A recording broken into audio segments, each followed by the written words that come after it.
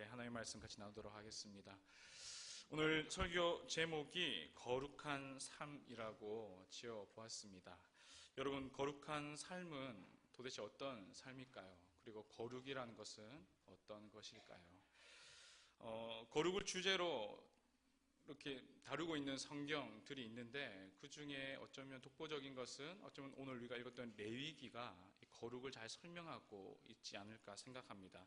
그리고 레위기 중에서도 핵심장이라고 부를 수 있는 19장에는 정말 거룩이 무엇인지, 거룩한 삶이 무엇인지를 우리에게 잘 소개하고 보여주고 있는데요. 오늘은 이 거룩이 어떠한 것인지 한번 우리가 생각해보고 돌아보면 좋을 것 같습니다. 첫 번째로 이 레위기 19장에서도요, 중요한 절이, 전제되는 절이 있는데, 그것이 바로 우리가 방금 읽었던 19장 2절의 말씀입니다. 우리 다시 한번 같이 읽어보도록 하겠습니다. 시작. 너는 이스라엘 자손의 온 회중에게 말하여 이르라. 너희는 거룩하라. 이는 나 여호와 너희 하나님이 거룩함이니라. 즉, 이 19장 전체에 나와 있는 여러 규례들은 바로 하나님께서 이스라엘을 향해서 이 거룩과 관련된 규례라고 우리는 이해할 수 있을 것 같습니다. 그러기에 하나님이 명하신 거룩한 삶이 무엇인지를 알려면 바로 이 19장의 내용을 우리가 자세히 들여다보면 하나님이 우리에게 말하고자 하는 거룩한 것이 무엇인지 알 수 있는 것이죠. 사랑하는 여러분, 정말 우리 거룩이라는 것들을 많이 듣고 있는데, 거룩이라는 것이 도대체 무엇일까요?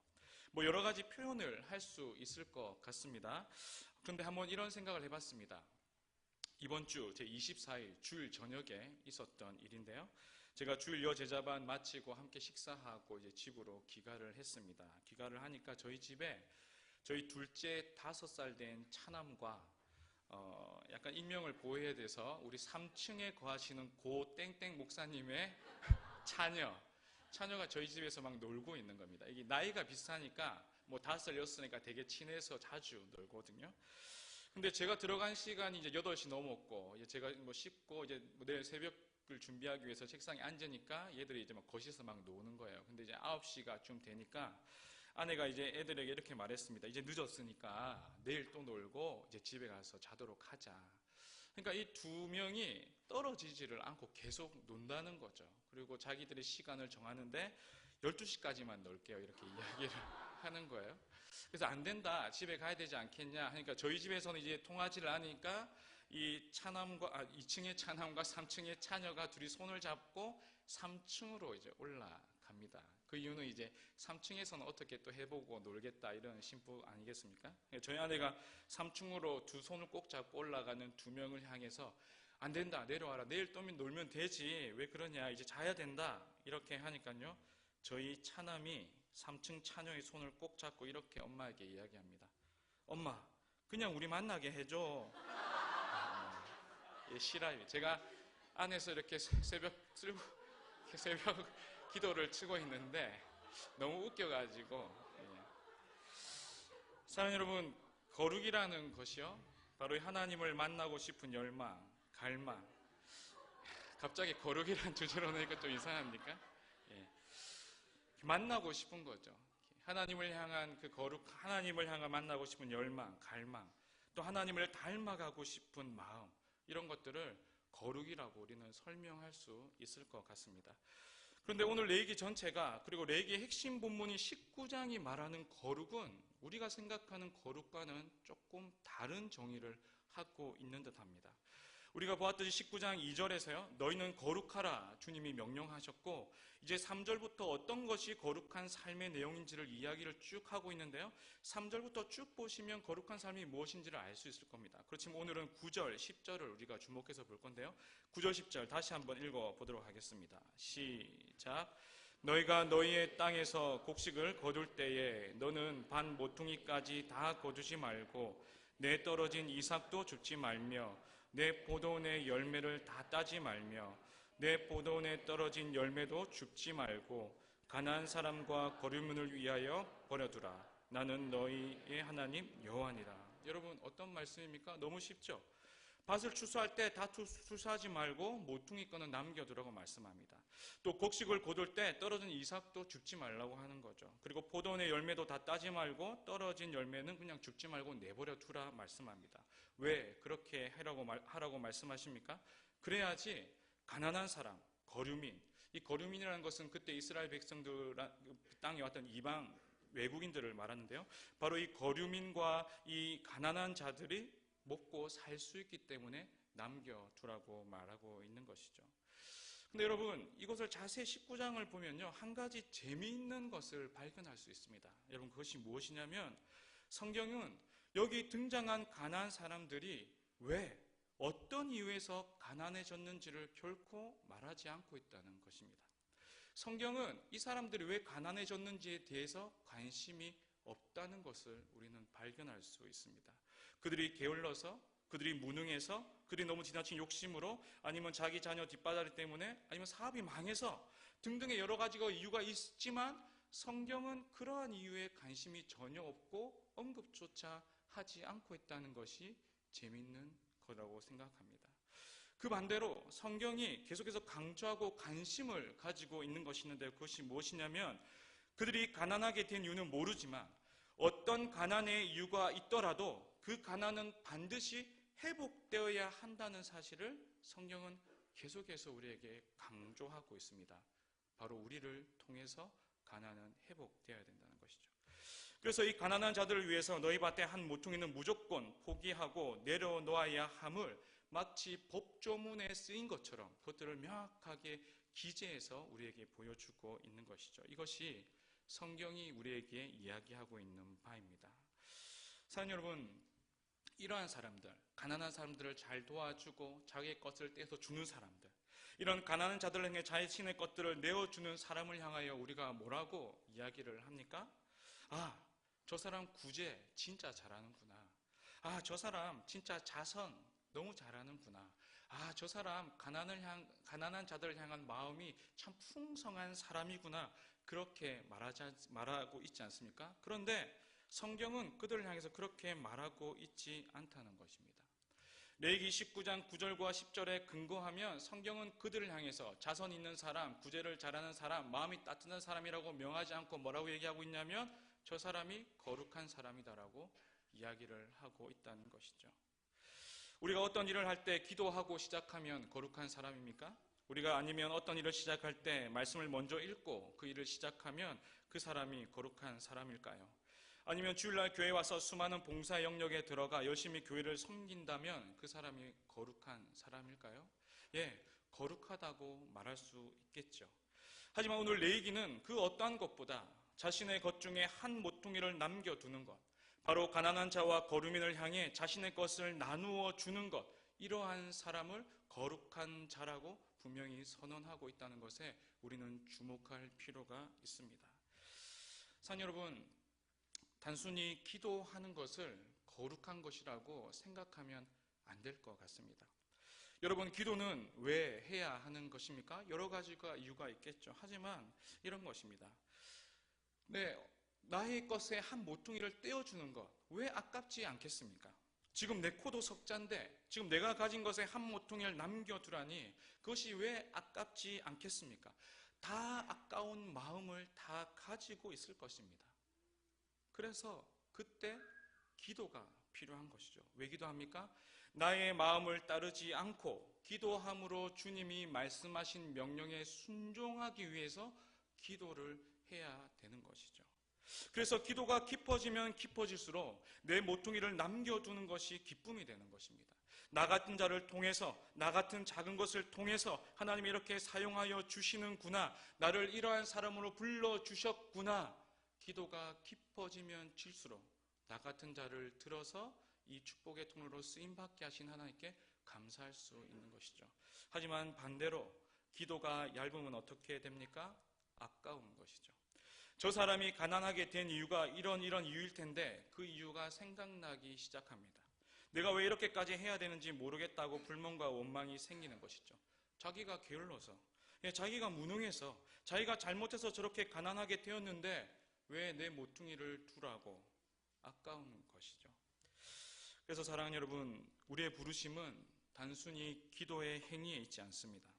단순히 말씀을 보는 행위에 있지 않은 것이죠. 매주일 교회 와서 행하는 봉사에 우리가 부름받지 않았다는 것입니다. 우리의 부르심이 무엇입니까?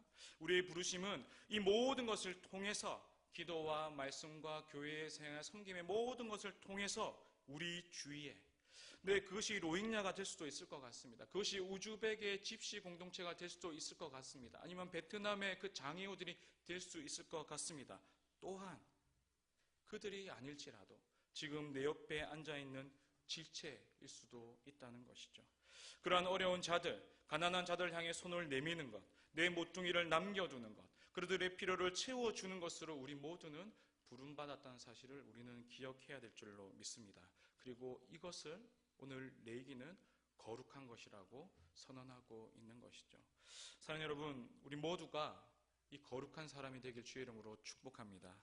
그리하여 예수 그리스도로 말미암아 한 몸을 이룬 우리 지체들이 서로가 서로의 짐을 지고 섬김으로 우리 모든 공동체가 다 거룩해질 뿐만 아니라 우리 교회로 말미암아 열방을 향해 주의 거룩함이 드러나는 그런 은혜가 있기를 주님의 이름으로 축원합니다. 기도하겠습니다. 참으로 존귀하신 하나님, 오늘 레위기가 말하는 거룩함이 무엇인지를 다시 살펴보았습니다. 오늘 이 자리에 참석한 우리 모두가 하나님이 명하신 거룩한 자가 다 되어서 거룩함으로 주님의 뜻을 이룰 수 있도록 인도하여 주시옵소서. 모든 것 주 앞에 위탁하며 예수님의 이름으로 기도드립니다. 아멘. 우리 이 시간에는 로힝야 우리 해외봉사 보고를 좀 하도록 하겠습니다. 네, 우리 PPT를 한번 넘겨주시면 좋을 것 같아요. 네. 로힝야 해외봉사를 갔다 온 지가 좀 됐는데요. 오늘 마지막으로 전체 보고를 좀 하도록 하겠습니다. 저희가 짧은 일정 그리고 되게 타이트한 또 그 인력, 우리 사람들이 어떤 업무를 맡는 것에 좀 부족해서 사진 찍는 사람을 이렇게 주지는 못해서 많은 사진을 확보하지는 못했거든요. 그래서 우리가 들고 있는 사진 중에서 그냥 소개하면서 우리 로힝야를 해외봉사를 좀 나누도록 하겠습니다. 저희 부산중앙교회 로힝야 난민 해외봉사는 2월 2일 토요일부터 6일 수요일까지 해서 4박 5일간 해서 총 23명이 갔다 왔습니다.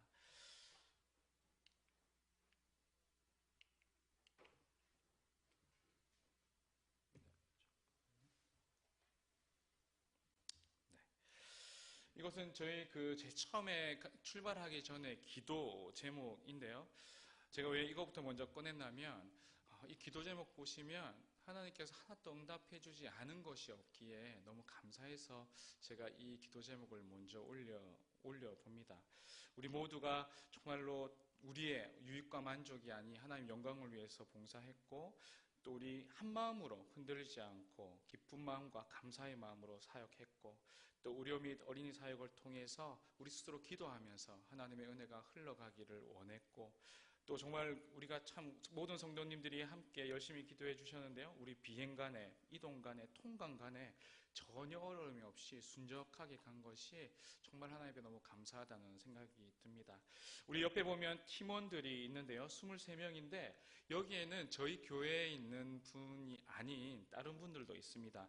우리 예를 들면 우리 이혜인 자매라고 이창호 장로님의 따님이신데요. 지금 혜인 자매는 서울에 있는데 서울에 있는 본인의 교회 우리 지체들과 함께 3명이 또 합류를 했고 또 치과 사역에 우리 부산대에서 장애인 그런 치과를 좀 담당하고 계신 오형진 선생님이라는 분이 또 합류해서 이렇게 23명이 갔습니다.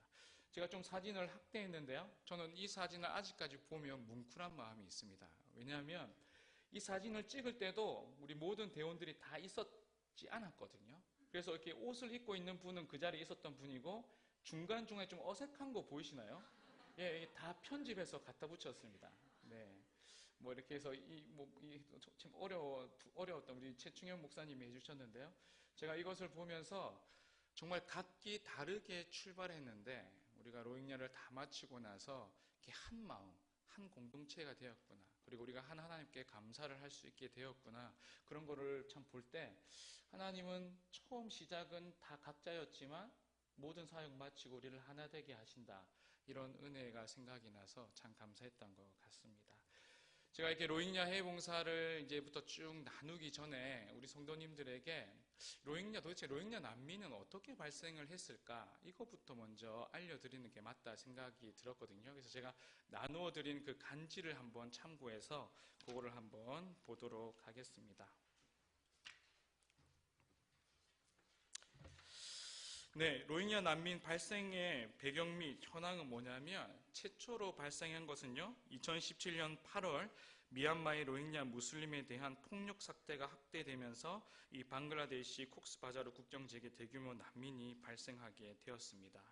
그 밑에 이렇게 로힝야 난민 발생 배경이 있지 않습니까?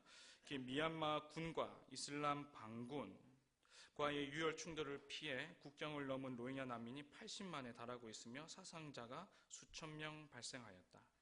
근데 미얀마는 이거는 단순히 인종 간의 그런 것을 넘어서요. 미얀마는 종교는 불교, 또 로힝야족의 대부분은 이슬람에 있는 무슬림. 그래서 이들은 난민으로서의 반인권 범죄, 인권 청소, 사람 청소에 희생양이 된 것이죠. 그리고 방글라데시는 이들의 미얀마 복귀를 위해 미얀마 정부와 협상을 지속하고 있으나 로힝야족은 복귀를 거부하고 있다. 당연히 미얀마에서도 받아들이지 않고 있습니다. 그런데 이거는 단순히 2017년도에 일어난 일이 아닙니다. 역사를 쭉 올라가 보면 영국이 미얀마를 지배할 때부터 이 미얀마와 로힝야족의 반감이 시작됐다고 말하고 있더라고요. 왜냐하면 이 영국이 미얀마를 딱 이렇게 점령했을 때 미얀마의 이 불교 집단을 이렇게 다스리기 위해서 인도 쪽에 있는 무슬람들을 데리고 와가지고 중지배 계급으로 만드는 어떤 일을 했다고 합니다. 자기들에게 어떤 통치를 잘하기 위해서요. 근데 2차 대전이 발발하면서 영국이 다시 본국으로 돌아가니까 이때부터 서로 계속해서 불만과 갈등을 가지고 있는 불교와 무슬림, 그리고 미얀마와 로힝야족 간에 이렇게 어떤 경쟁, 어떤 사건들이 일어나기 시작한 것이죠.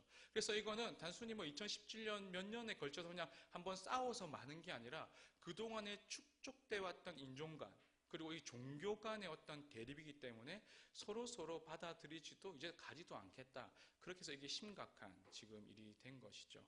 방글라데시로 갈 수밖에 없는 것은 제일 인근이고, 이 인근 옆에 있는 다른 나라들은 전혀 받아들일 의사가 없다고 선언을 한 것이죠. 그리고 방글라데시가 받아들인 이유는 이제 유엔 난민기구에서 그럼 받아주면 많은 지원을 하겠다. 이제 이것에 대해서 지원금을 받아들여서 이걸 이제 그 어떤 혜택이 있으니까 이제 미얀마 이 로힝야족을 받아들이게 된 것이죠. 그런데 우리가 이렇게 뉴스 보도나 또 가서 그 현지에서 들어보니까 방글라데시가 그러면 난민에게 지원하라고 했던 유엔의 기금을 다 난민에게 쓰고 있냐? 그렇지도 않다고 합니다. 왜냐하면 방글라데시의 자국민이 지금 새끼밥도 못 먹고 있는 실정인데 많은 부분을 자국민으로 다 돌리고 어떠한 것에 대해서만 작은 것에만 난민에게 하고 있으니까 이것도 굉장히 이제 어려운 부분이 일어난 거고 이렇게 어떤 문제점이 되고 있는 것이죠.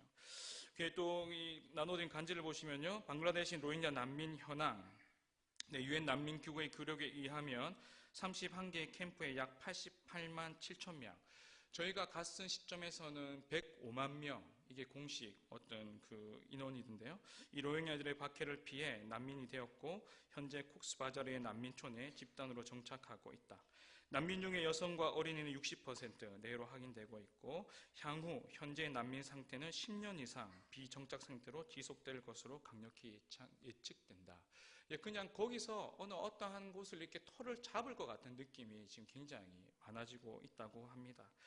그래서 지금 난민촌의 현황은 어떠냐? 이 대규모 집단촌의 구성으로 또 화장실에 의한 상수도 오염이 심각하여 설사와 장염 등의 수인성 질환에 고통을 당하고 있으며 콜레라와 디프테리아의 발생에 관계 당국은 긴장을 하고 있는 것이죠. 조금이라도 하면 전염병이 확산되니까요.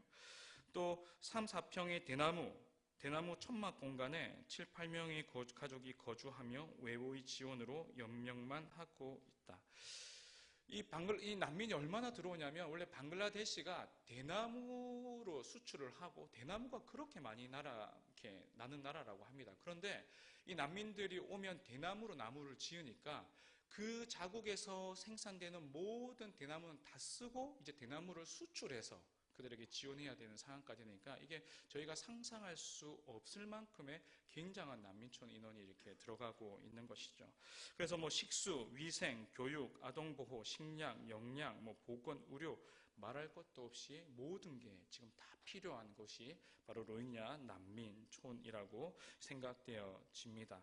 약간 이러한 기본 지식을 배경으로 우리가 왜 이곳에 가게 되었고 가서 어떤 일을 했는지 한번 돌아보도록 하겠습니다.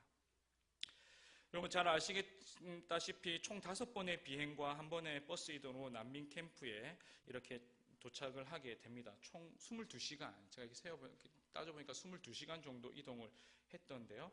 예, 그렇게 하면서 좀 에피소드도 있으니까 또 말씀을 드리겠습니다. 저희 출발할 때 담임 목사님 기도해 주시고 우리 한번 단체 사진 찍어서 우리 일 오전 아침에 출발하게 되었습니다. 그래서 출발하게 되는데요.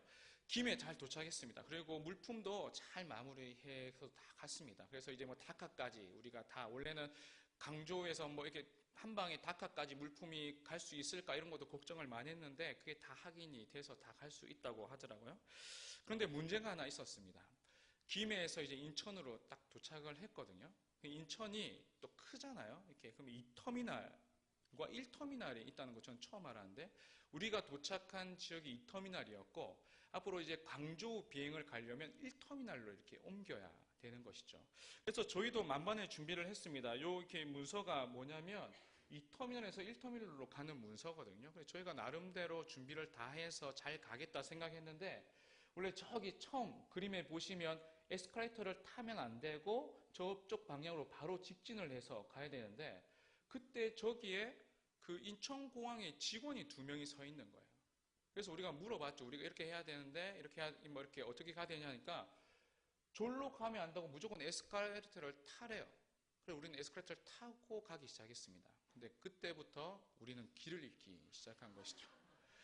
그래서 우리 가서 너무 이상해서 중간에 뭐 이창훈 장로님도 여쭤보고 저도 여쭤보고 하는데 그쪽 직원들도 제가 잘 모르는 것 같아요. 너무 크다 보니까 본인들도 자기 맡은 업무 이외에는 이게 동선을 잘 모르는 것 같아요. 그래서 어떻게 해가지고 끝내 30분 이상을 빙빙빙 돌다가 이제 뭐 1터미널로 옮기게 되었는데요.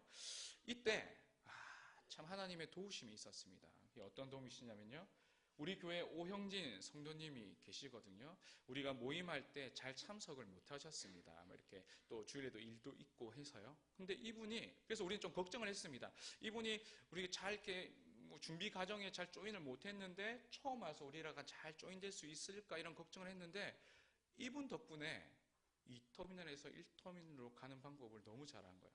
이분이 그냥 조용히 있으신데 이렇게 해야 되겠다고 우리를 인솔하기 시작하는데 너무 순적하게 또 가게 되는 거예요. 제가 이 장면을 보면서 첫 번째는 하나님이 어쩜 우리가 가장 연약한 자라고 생각되었던 사람을 높이셔서 우리 가운데 바른 길을 인도해 주시구나 이런 생각을 하게 된 것이죠. 이분이 광주에 도착해서도 질이 눈이 좋으신가 봐요. 이렇게 딱 보면 어디로 가야 될지 딱딱딱 보이시는가 봐요. 그래서 이분 덕분에 우리가 정말 순적하게 잘 왔습니다. 그리고 우리는 인천공항의 경험을 가지고 이런 생각을 했던 것 같습니다. 저희는 국내는 말도 통하지 않습니까? 그리고 익숙하잖아요. 우리는 너무 잘 갈 것이다 이런 생각을 했던 거죠. 문제는 이제 강조부터 어떻게 우리가 갈 거냐를 생각했는데 하나님께서 처음부터 우리의 마음을 탁 긴장시킨다는 느낌이 있었습니다. 야, 지금 익숙한 거 경험으로 가지 말고 나를 붙들고 은혜를 구하면서 가야 돼. 첫 출발부터 해야 돼. 그래서 우리 모든 우리 19명이 그 출발에 김해에서 다니는 19명이었는데 이 19명이 다시 한 번 더 이러면 안 되겠다고 마음이 탁 긴장함을 가지고 주님을 딱 붙들었던 느낌이 있었습니다. 그리고 그 후는 정말로 우리 캠프 갈 때까지 아무런 일 없이 그 외국 공항에서 뭐 연착이 되거나 이런 거 없이 순적하게 가게 된 것이죠. 어쩌면 주님께서 우리에게 그런 마음을 가르치기 위해서 한번 인천공항을 이렇게 돌리시지 않았나 이런 생각이 듭니다. 네, 저는 믿습니다. 네. 그리고 이 장면은요, 이창호 장님 손 흔들고 계신데요. 여기는 다카공항이에요. 다카공항이요. 강주 잘 갔습니다. 강주에서 이렇게 환승해가지고 다카까지 잘 떨어졌는데, 이제 다카에서 밤늦게 우리가 뭐 11시, 12시에 떨어졌으니까 이제 하룻밤 자고 동일한 방글라데시의 콕스 바자르로 넘어가야 되거든요. 우리도 이때 다 준비했습니다. 어떻게 준비했냐면, 우리 숙소에서 벤이 두 대 올 것이다. 그러니까 2대 오면 뭐 이렇게 짐부터 먼저 실는다든지, 그 다음에 사람을 태워가지고 딱딱 도착하면 뭐 새벽 몇 시, 뭐 1시 넘어가, 2시 넘어가지고 되면 그때 잠깐 자고 돌아오기 때문에 우리가 구상을 다 하고 갔거든요. 근데 제가 막상 다카 공항에 탁 떨어지니까 두려움이 몰려왔습니다. 왜냐하면 다카 공항이 큰 공항도 아니고 자그마한 공항이잖아요. 그러니까 한번 사람이 인파가 많고, 그리고 차들이 이렇게 돌아서 나가도 빠져줘야 되는데 차들이 안 빠지고 막히니까 계속해서 시간이 딜레이 되는 거예요. 이렇게 생각을 해봤습니다. 지금 이렇게 돌아와서 곰곰이 생각해 보니까 정말 그때 우리 이 23명이 그쪽에 딱 도착해가지고 그 숙소에 있는 차량 2대를 왔다 치더라도 그럼 짐을 싣고 보냈습니다. 그분들이랑 나랑 어떻게 연락을 해가지고 어디쯤 있고, 그리고 어느 지점에서 이렇게 하고 시간이 얼마 늦으면 어떻게, 이런 것들에 대한 생각이 되는 거예요. 그런데 하나님이 또 도우심을 주셨습니다. 이 이현영 선교사님이라는 분은요, 우리가 부산중앙교에서 난민촌에 간다고 하니까 자기도 방글라데시 선교사님이시거든요. 근데 이분도 자기도 로힝야의 난민 여성들에게 관심에서 조인하고 싶다 이렇게 하셨고요. 옆에 있는 오영진 선생님은 미리 우리보다 하루 일찍 더 빨리 들어가셨습니다. 그래서 우리 숙소에 가셨던 것이죠. 그래서 원래는 이 오영진 선생님이 우리를 다카 공항으로 나와서 우리를 이렇게 데려가기로 했는데, 제가 생각할 때는 좀 더 큰 역할을 하셨던 분은 이현영 선교사님입니다. 이현영 선교사님이 자기가 나가주겠다. 다카 우리가 도착할 시점에 내가 나올 테니까 나도 그 숙소에 자겠다. 이렇게 콜이 온 거예요. 이분이 언어가 되니까요. 일단은 딱 도착하자마자 벤 2대, 호텔 벤에는 짐을 다 싣고, 그 다음 23명, 이현영 선교사 포함하면 24명이 딱 흩어져서 바로 택시를 타고 바로 들어갔습니다. 그러니까 우리가 생각했던 것보다 훨씬 더 숙소에 일찍 도착했고 저희가 조금 더 쉼을 취할 수 있었던 것이죠. 저는 또다시 로힝야를 가는데 이렇게 가라고 하면 안 갈 겁니다. 예. 그런데 하나님이 진짜 도움을 주시고 은혜를 주셔가지고 좋은 분들을 붙여주셔가지고 저희가 정말 순적히 갑니다. 제가 이거를 딱 경험하고, 우리 교회, 우리 성도님들이 지금 얼마나 기도하고 계시는가, 이게 정말 이렇게 느껴질 정도로 은혜에 감사를 했었습니다. 이것이 우리 호텔에 묵었던 곳이고요. 그 다음에 우리는 그날 다음 아침에, 이제 둘째 날 아침, 3일 아침에 다카 공항에 다시 와서 콕스 바자르로 떠날 준비를 합니다. 여기는 지금 의료팀이거든요. 의료팀은 하여튼 모이기만 하면 어떻게 의료를 할지 늘 이렇게 이야기를 했던 기억이 있습니다. 그리고 우리가 콕스 바자르에 도착을 하니까요, 이 가운데 계셨던 분이 여기 제일 오른쪽에서 2번째 이렇게 웃고 계신 분이 김혜성 목사님이라고 이 로힝야 난민 우리 이 캠프의 담당 목사님이시거든요. 그리고 목사님과 같이 이렇게 협력하고 있는 스텝 분이 저희를 마중 나오셔가지고 캠프로 들어갈 수 있었습니다. 근데 한 분 여기 제일 왼쪽 편에 있는 이분이 어떤 분이시냐면 하룬이라는 이름을 가지고 있는 방글라인이신데요. 이렇게 어떻게 이런 스텝으로 활동하게 됐냐면, 참 이 하룬이라는 분이 1992년도쯤에 한국에 들어와서 외국인 노동자 생활을 했다고 합니다. 그리고 13년 동안 한국에 있었죠. 그 한국에 있을 때 어려운 일을 당할 때 김혜성 목사님도 한국에서 이런 외국인 노동자 사역을 했는데요. 알게 된 거죠. 그러다가 이제 김혜성 목사님이 난민촌 사역을 한다고 이런 말을 듣고 나머지 분들이 그때 김혜성 목사님의 도움을 받았던 분들이 다 모여가지고 지금 난민 캠프의 스텝으로 다 일하고 있습니다. 한국말 어마무지하게 잘하십니다. 네, 어마무지하게. 그리고 이거는 콕스 바자르에서 난민 캠프로 이렇게 들어가는 건데요. 그때는 저희는 45인승 이렇게 큰 버스인데요. 이렇게 툭 치면 뭐 이렇게 범퍼가 떨어질 것 같은 약간 그런 차더라고요. 일단은 이렇게 낡아서요. 근데 그것보다도 일단 뭐 다 아시겠지만 이 동남아 쪽의 교통이 굉장히 그거 하지 않습니까? 혼잡합니다. 혼잡. 먼저 들이밀면 이기는 거죠. 그리고 우리는 이렇게 저는 여기서 그냥 그 운전하라 못할 것 같은데요. 하여튼 조금이라도 먼저 들어가고 그리고 크락션을 그렇게 올립니다. 그렇게. 네. 이게 시끄러워가지고 제가 익숙하지 않은 저로서는 이 크락션 때문에 이렇게 이 귀가 막 이렇게 또 막 예민해지고 날카로워지겠더라고요. 근데 이게 일상처럼 해가지고 그런 통로를 지나서 우리가 로힝야 난민 캠프에 갔습니다. 로힝야 난민 캠프에 도착했는데요. 저희가 간 곳은 16캠프입니다. 지금 이 로힝야 이 난민, 이 콕스바자르 이쪽에 있는 난민 캠프에는 총 31개의 캠프가 구성되어 있는데 그 중에 16캠프에 우리가 갔고 이 16캠프가 한국, 우리 지구 구호 연대 개발이라는 그 NGO 단체가 유일하게 들어서 지금 활동하고 있는 단체입니다. 이 단체가 왜 중요하냐면, 그리고 16캠프 왜 이렇게 소중하냐면 유일하게 상주하면서 이 난민을 돕고 있기 때문에 중요합니다. 외국 NGO도 많이 들어오는데요. 대부분 어디에 있냐면 콕스바자르 쪽에 있다고 해요.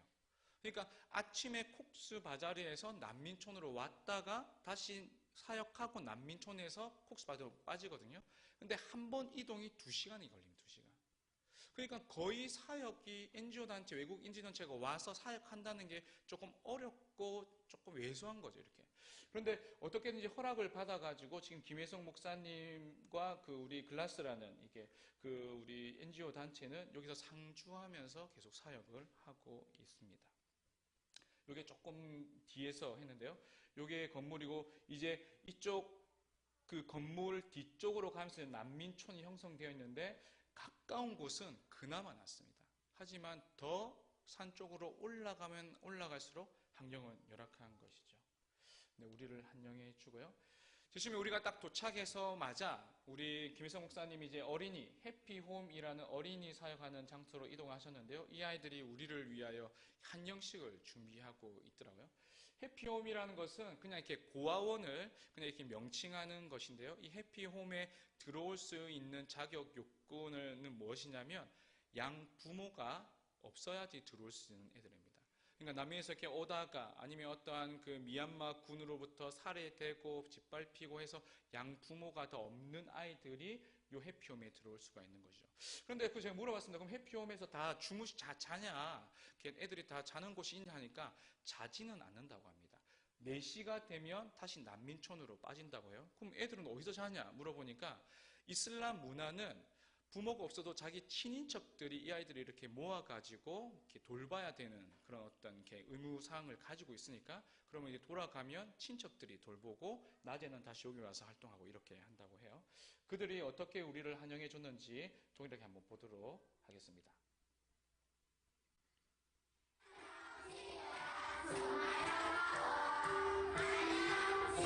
아이들이 직접 보는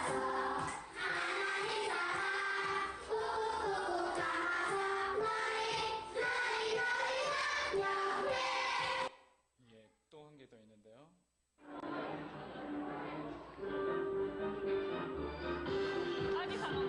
아세요 이거? 예. 지금 한국에서 선풍적인 인기가 있는데요. 상어가족이라는 노래입니다.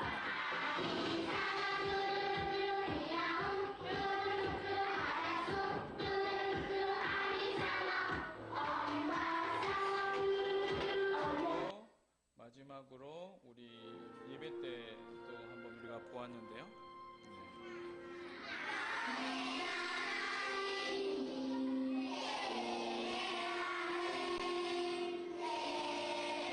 아이들이 이것에 대한 의미를 다 알고 있는지는 잘 모르겠습니다. 하지만 이게 한국말로 하나님을 고백하는 것만으로도 참 우리에게는 은혜가 되었던 그런 시간이었던 것 같아요. 네. 그래서 이 고아원, 이 지금 난민 캠프 안에서 고아원을 가지고 형성하고 지금 사역하고 있는 것은 16캠프, 유일한 16캠프고 그렇기 때문에 김혜성 목사님은 앞으로 이 해피홈 같은 고아원 사역들이 점점 각 구역마다 좀 더 확장되기를 원하고 기도하고 있는 것이죠. 그래서 우리는 환영을 받고 했던 첫 사역은 바로 세족식입니다. 우리 그 아이들에게 발을 씻기면서 앞으로 남아 있는 모든 일정들을 또 은혜 가운데 하겠다 이렇게 다짐을 했죠. 그리고 해피홈 어린이 사역을 시작했는데요. 지금까지 우리 교회의 해외 봉사에 갔던 그 노하우를 다 가지고 가가지고 찬양으로 율동하고 같이 몸으로 부딪히면서 같이 놀았습니다. 그리고 이렇게 같이 찬양을 하는데요. 아이들이 너무너무 잘 따라합니다. 한국말을 왜 이렇게 잘하냐 하면 거기서 가리키는 분이 지금 자원봉사로 한국 분이 여성이 가리키는데 전혜리 선생님이라고 가리키는데요. 그분이 매일마다 같이 율동하고 하는 곡이 한국말, 한국 음악이에요. 그래서 그걸 듣다 보니까 애들이 너무너무 발음도 좋고 잘하고 있어요. 그리고 우리 체육대 이렇게 해가지고 우리 같이 또 진행을 했고, 그리고 늘 우리가 또 한 것처럼 페이스 페인팅 하고, 또 그 다음에 우리가 스티커, 판박이 스티커 같은 거를 가져가가지고 또 해주기도 하였습니다. 그리고 이거는 원선 그림이라고 우리 이윤정 집사님이 아이디어를 내주셨는데, 이것이 마음의 어떤 심리 치료를 할 수 있고 색깔을 가지고 마음을 편안케 하는 그런 요소들이 있어서 했는데 아이들이 너무너무 좋아했습니다. 이렇게 그림을 가지고 색칠하고 그리고 이것들의 자기 이름을 가지고 또 전시를 하는 걸 통해서 이들이 굉장히 좋아했는데요. 근데 이 모양 중에 십자가 모양이 있었습니다. 그런데 그것은 그 현지 선생님이 하지 말라고 빼는 거예요. 혹시나 여전히 아직 이게 종교적인 영역에 민감함이 있으니까 이걸 들고 난민 정말 또 그쪽에 들어가면 분란이 있으니까 또 그런 거는 또 빼라고 하더라고요.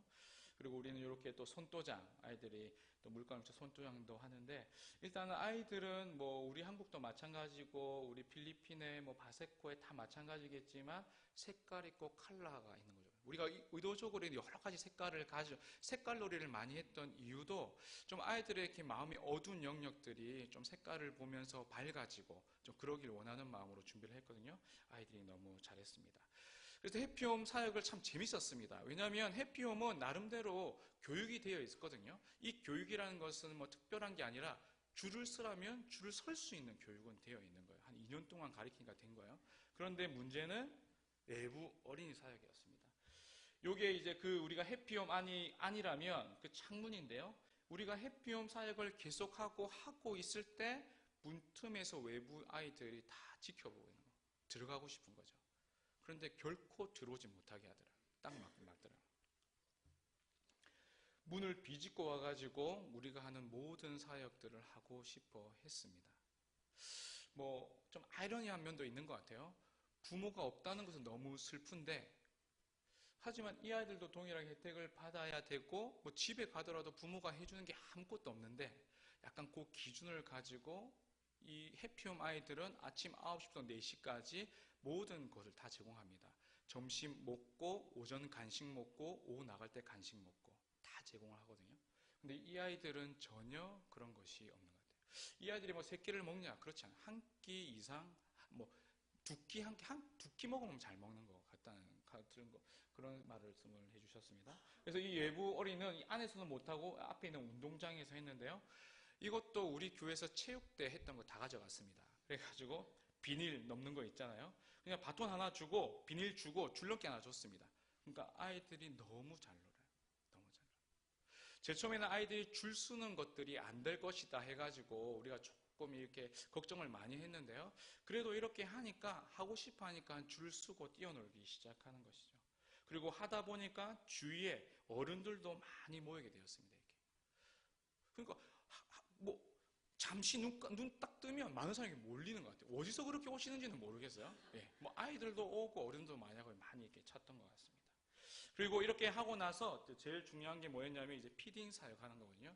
저희가 간식 뭐 이미 우리 해피홈에서 주는 간식에다가 저희가 보태가지고 저희가 왔으니까 좀 더 좋은 것들을 좀 푸짐하게 주려고 했는데요.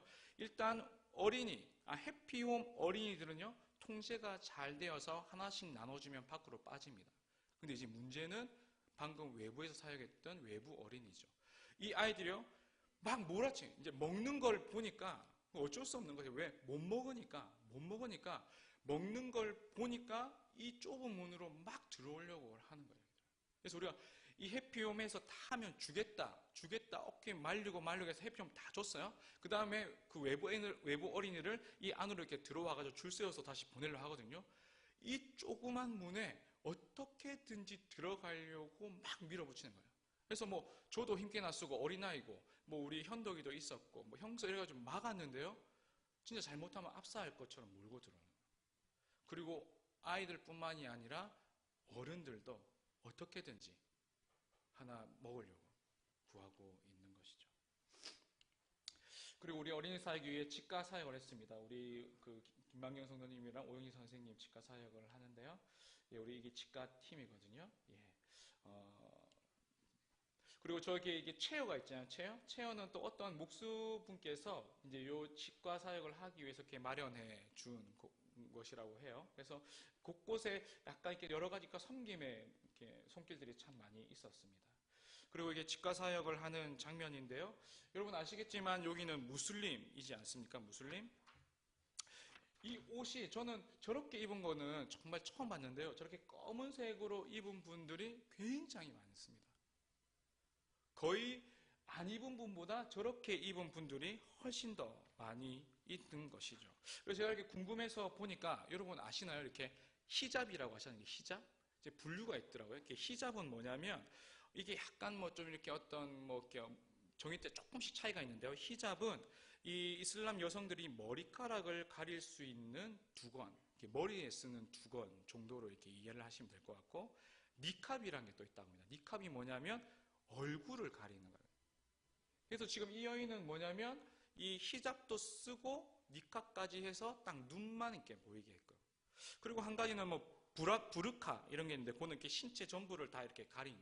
근데 그렇게 가면 갈수록 더 보수적인 성향을 가지고 있는 것이에요. 그래서 보니까 로힝야 난민의 그 이슬람권이 나름 굉장히 보수적인 이슬람 문화를 가지고 있지 않을까 이런 생각이 듭니다. 그래서 여성들이 아까 60%가 됐잖아요. 그래서 지금 이 지구촌 구호개발연대 이 글라스라는 곳에서도 여성 인권 또 여성 센터를 마련하는 게 앞으로 장기적인 목적을 취하고 지금 추진 중에 있습니다.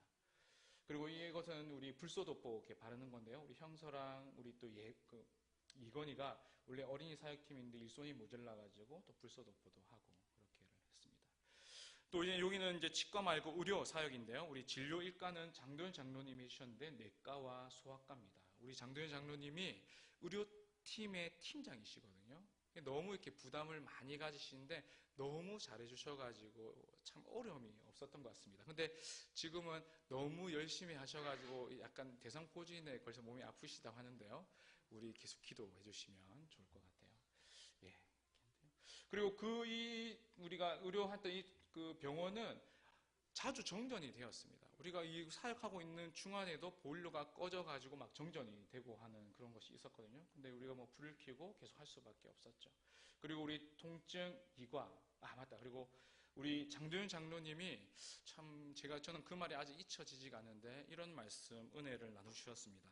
장도연 장로님이 우리가 준비하는 과정에 이게 쉽지 않으니까 참 어려움을 많이 겪었다 이런 말씀을 하시더라고요. 그런데 힘들고 어려운 상황이었지만 그러나 그것을 지금은 덮을 만한 은혜가 부어져서 너무 감사하다.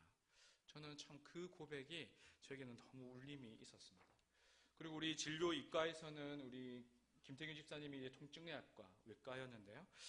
우리 김태균 집사님도 이런 말씀을 하셨습니다. 우리 집사님이 필리핀도 가고 여러 가지 의료 사역을 많이 갔지 않습니까? 그런데 여기서 하는 사역은 조금 달랐다 이렇게 하는 거예요. 왜냐하면 이게 필리핀은 본인이 어떻게 하면 이제 병원도 갈 수 있는 그런 상황이 있으니까 우리가 이렇게 외부에서 오는 의료탐이 있으면 뭐 비타민 타로도 오고 막 그렇다 하는 거예요. 그런데 여기는 진짜 환자들이 왔다 이렇게 말해요. 그래서 본인이 진짜 이렇게 할 수 있는 많은 것들을 할 수 있어서 감사하는 거죠. 이 말은 정말 이곳에 이렇게 우스나 진짜 이렇게 의료가 필요한 분들이 너무 많다라고 말한 거죠. 그리고 장도연 장로님이 이제 3과 일반 검진을 하셔가지고 뭐 특별하면 또 내과로 보내고 막 이런 이제 조율들을 해주셨는데요. 우리 장로님께서는 좀 안타까움을 이렇게 표현하셨습니다.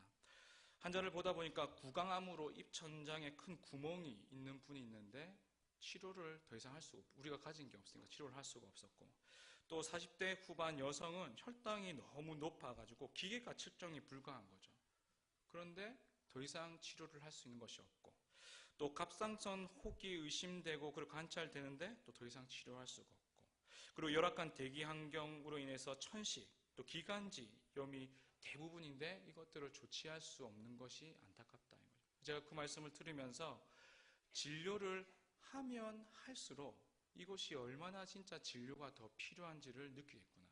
그래서 의료를 한 것에 대한 보람을 느끼기보다 어쩌면 더 많이 하지 못해서 안타까움이 밀려오지 않을까, 이런 생각이 들은 것 같습니다. 그리고 우리 이번에 가장 힘들었던 곳이요, 간호약제과입니다.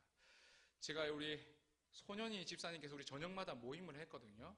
우리 손현희 집사님의 나눔을 이렇게 들어보니까 늘 자기와의 싸움이 있었던 거예요. 자기와의 싸움. 그리고 그 자기와의 싸움 중에 한 분은 이창훈 장로님한테 이렇게 약간 칼이 있었습니다. 왜냐하면 의사분들은 처방만 하면 되거든요. 근데 이렇게 모든 게 약제팀으로 오니까 약제팀은 이게 사람도 막 몰리고 이거 손도 가야 되니까 너무 막 지친 거예요. 근데 우리 약제팀이 있어서 우리 의료사역이 잘 감당할 수 있었던 것 같습니다. 이게 약제팀이고요. 그리고 우리 참 제가 우리 이찬희 집사님과 이번에 사역을 많이 했는데 진짜 일당백이셨습니다. 우리 모든 거 너무 잘해주셔가지고 너무 감사했습니다. 그리고 이게 우리 로힝야 지금의 앰뷸런스인데요. 진짜 이렇게 메고 환자를 이동합니다. 그런데 더 안타까운 사실은 그나마 16캠프 가까이 있는 사람들이 올 수 있는 거예요. 16캠프에 가까이 있지 아니하면 못 온다고 합니다. 지금 현재 이 로힝야 이 난민촌에는 5개의 병원 그리고 100개의 진료소가 있다고 해요. 그런데 운영이 잘 안 된다고 합니다. 최근에 적십자도 문 닫고 철수를 했다는 이야기가 있었어요. 그러니까 의료팀이 있어서 상시적으로 할 수 있는 게 너무 중요하지 않을까 생각합니다. 그리고 우리가 이번에 손승희 집사님이 유일하게 우리 난민촌 안으로도 들어가서 이렇게 방역을 하고 환경을 했는데 유일하게 그 실태를 진짜 보셨는데요. 열악하고 참혹하다 이렇게 말씀하시더라고요. 아까 우리가 이 보고서에도 읽은 것처럼 뭐 3, 4평 뭐 더 작게 있는 곳에서 5, 6명의 사람들이 살고 있는 것이죠. 이렇게 살고 있는 것 같습니다. 그리고 이것은 뭐냐면 이게 화장실이거든요. 화장실. 이렇게 곳곳에 이런 설치가 있어서 공중으로 화장실을 쓰는데 이 화장실을 쓰므로서 아까 뭐가 그거 어려움이 있냐면 이제 물이 어려운 물이. 이게 배설들이 이렇게 그냥 땅에 빠지니까 지하수가 오염되고 그것을 먹을 수가 없으니까 수인성 전염성에 대해서 굉장히 노출되어 있다고 합니다. 그리고 늘 이들은 자급자족이 안 되니까요. 배급하는 거, 구호 물품에만 의존하며 생활하고 있는 것이죠. 예, 그리고 저희는 매번 아침과 저녁에 모임을 했습니다. 아침에는 간단한 예배를 드리고 하루를 주님 앞에 의탁했고 저녁에는 함께 모여가지고요. 전체적으로 오늘 느꼈던 각자의 말을 나누어서 했는데요. 참 은혜로운 시간이었던 것 같습니다. 이때 참 은혜 많이 받았다. 김태균 집사님이 그런 말씀을 하시더라고요. 해봉 싸우면 누군가 꼭 운다. 자기는 누가 올지 궁금했다고 하더라고요. 우리 김현덕 청년이 펑펑 울었습니다. 네.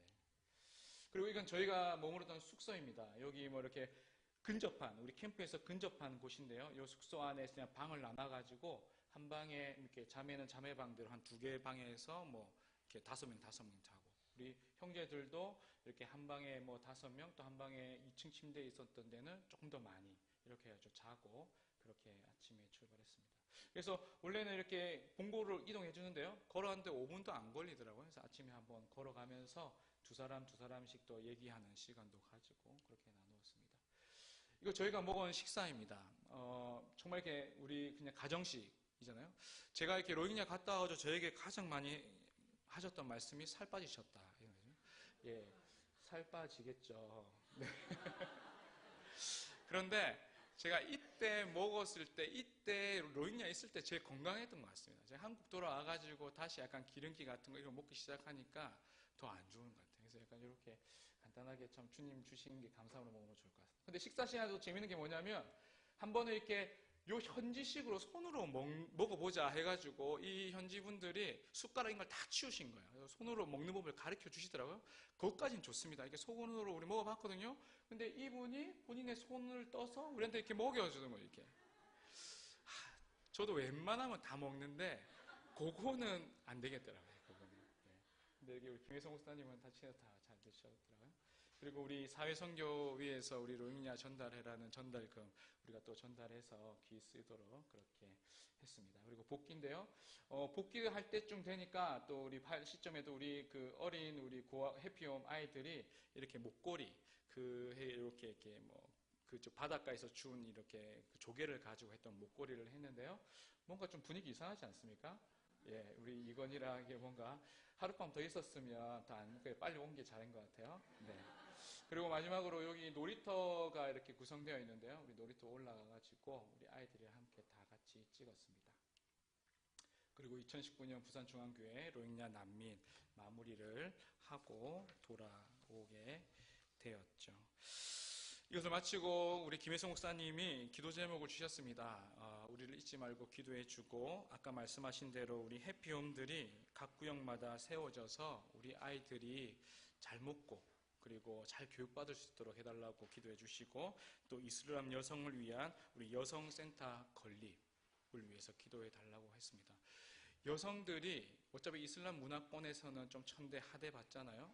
그리고 여기는 너무 열악하니까 어떠한 이 위생에 관련된 부분에서도 굉장히 좀 고통받는 부분이 많이 있습니다.